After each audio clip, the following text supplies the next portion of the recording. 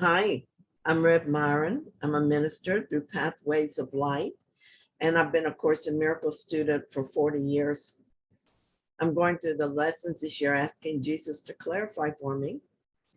And then I'm writing from that clarity, and that's what I'm sharing with you. So let's get started. I'm looking at lesson 177. God is but love, and therefore so am I. There is no death. The Son of God is free.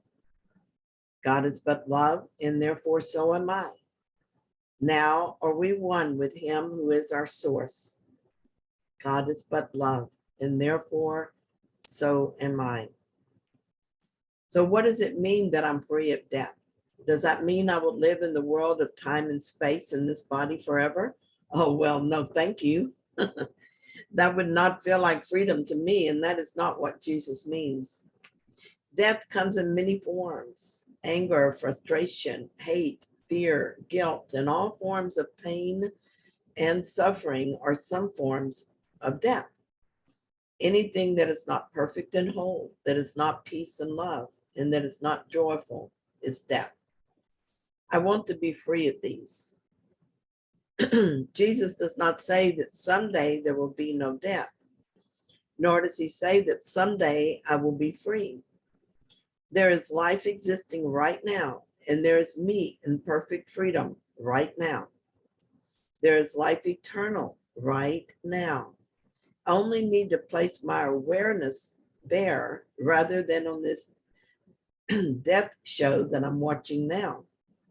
I can do this. I need only make a decision for it. I'm making that decision now. Every day is filled with opportunities to decide for life. Each time I notice a judgmental thought or I notice a fear-based action and I decide for God instead, I am choosing life.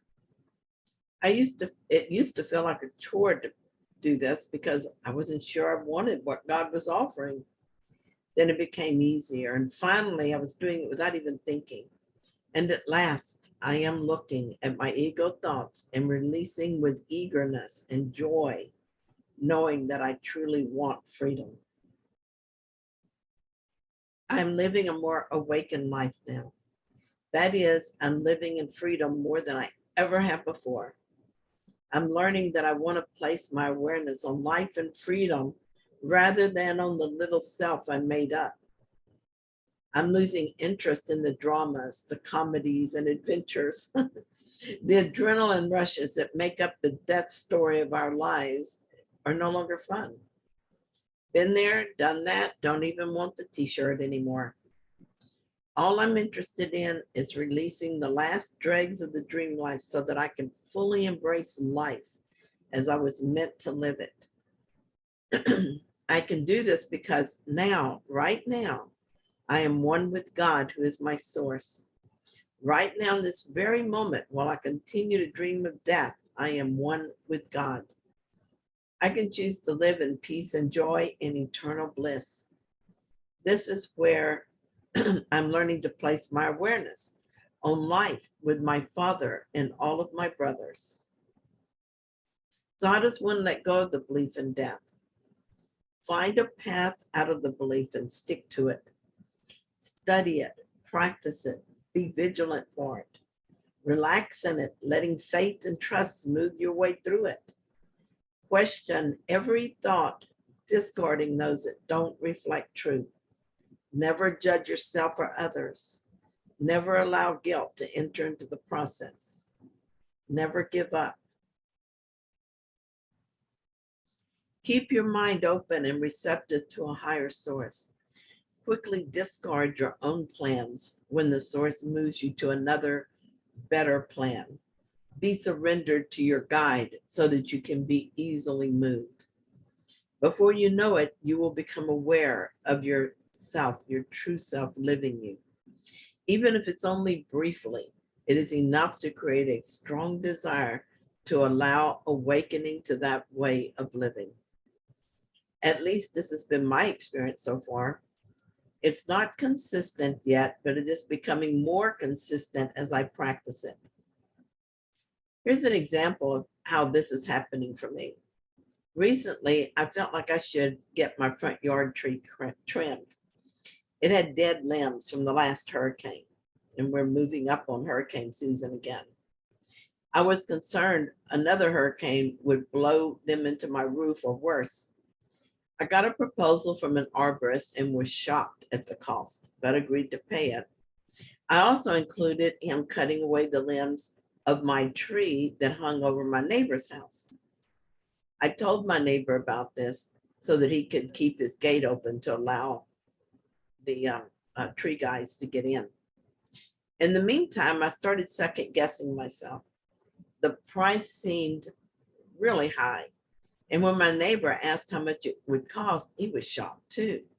This made me sorry even more, made me worry even more. As soon as I noticed that I was feeling anxious, I stopped a minute to see what had been thinking. I did this because nothing outside me can make me anxious. It can only be my own thoughts that upset me. I saw that the original thought was one of concern that I'm paying too much. That thought was not upsetting in itself. It was just a thought. But then I kept thinking, and soon I was judging myself and the arborist. I was forming opinions, looking into the future, trying to decide if I was spending too much money. My mind went from peace to chaos in moments. So I started over. I let myself beware the first thought about my project. It was that maybe I made a mistake. That was just a fact. Without further thoughts and judgment, I was in my right mind, looking with the Holy Spirit. I was at peace. In this peaceful state, I was aware of another thought. I could call for a second proposal.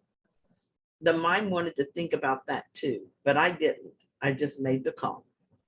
The second arborist gave me a significantly lower price, and from his description of the process, I feel sure he is going to do a better job. It's still expensive, but not as expensive. The next day, my neighbor came by to tell me he was going to pay half the cost. I had not asked for that or expected it, but it was certainly welcome. It was a very good opportunity for me to practice forgiveness. I forgave the idea that I needed to think about a situation to decide what is best. That is just using the ego mind. And when I tried it, I only felt anxiety without coming to a conclusion. It also gave me the opportunity to practice watching with awareness, with the true self, rather than with the ego, and to see the difference it makes. Thinking with the ego caused fear and confusion, little deaths. Thinking with the Holy Spirit left me in peace and reminded me that I am one with my source.